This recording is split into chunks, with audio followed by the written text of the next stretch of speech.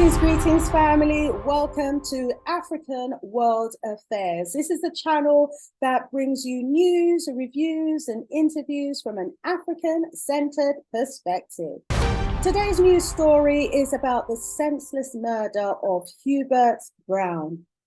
A Bristol woman has been charged with the murder of 60-year-old Hubert Brown in what is being described as a race hate crime. A white woman has been charged with the murder after the stabbing of 61-year-old Hubert Brown in a race hate crime in Bristol. The 36-year-old woman, who has been named as Christina Howell, has been charged with the murder following the death of a popular community figure who was stabbed in St. Paul's area of Bristol on Friday, September 29th. Police are treating the killing, which took place at 3:20 p.m., as a race hate crime. Brave members of the public detained Christina Howell on Grosvenor Road until police officers arrived. Avon and Somerset Police said his family are being supported by specially trained family liaison officers. The major crime investigation team is leading the inquiry and treating it as a race hate crime. The family has been offered assistance by SARI, that's the Stand Against Racism and Equality organization. Hubert Brown has been described by police as a familiar, unpopular figure in the local area. Our sympathies from this channel goes out to the family, friends, loved ones, and entire community of Hubert Brown.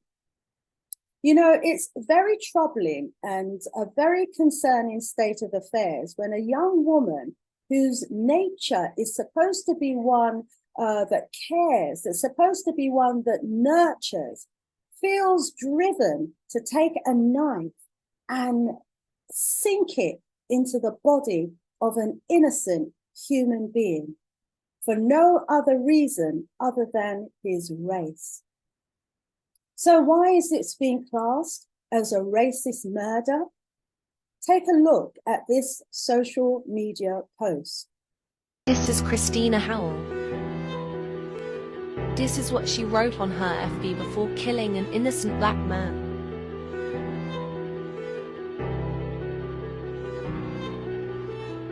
On the 29th of September, Christina walked up to a 61-year-old black man and stabbed him.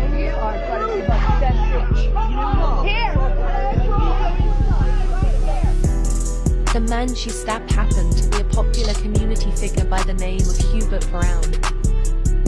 This was an unprovoked racist attack in broad daylight.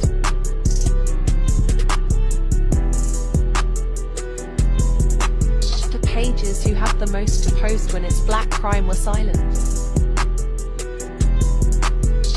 No images were posted as they do when it's black crime.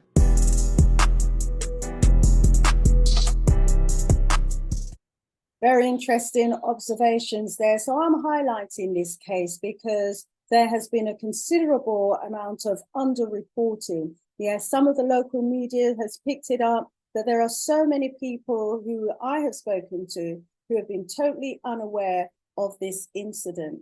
And you would have seen the clip towards the end of the video of the arrest. You know, it's so fortunate that these brave local people actually helped to detain this woman until the police arrived. Otherwise, this may well have been another unsolved murder.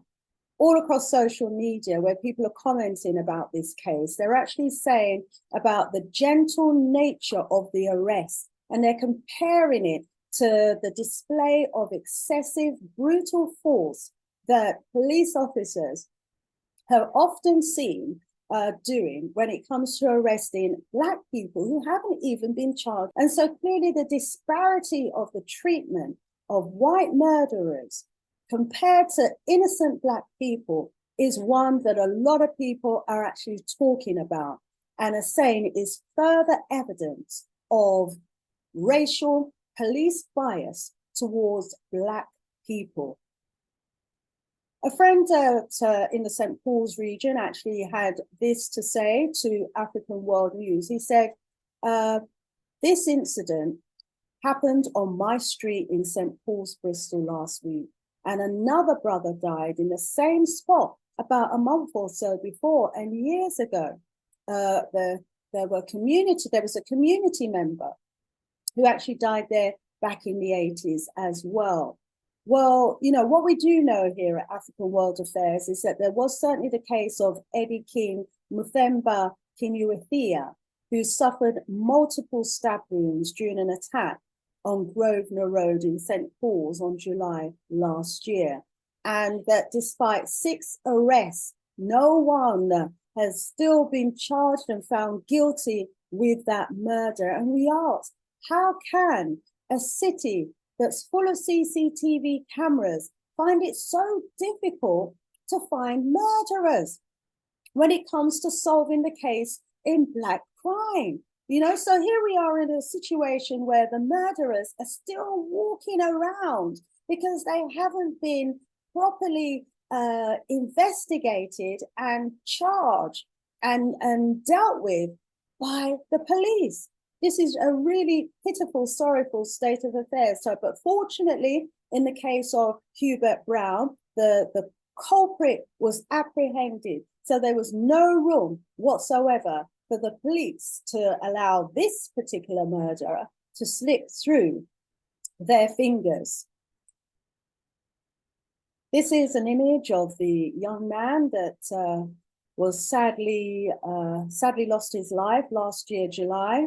And there he is in the image with his mother. His mother is appealing for witnesses and is appealing for her son's murderers to be found, charged, and brought to trial. And the murderers certainly need to be taken off the streets. Thank you all so much for listening. If you're not already a subscriber to the channel, please do subscribe to the African World Affairs news channel, covering news from an African-centered perspective worldwide. Sister Shanice, out of here for now.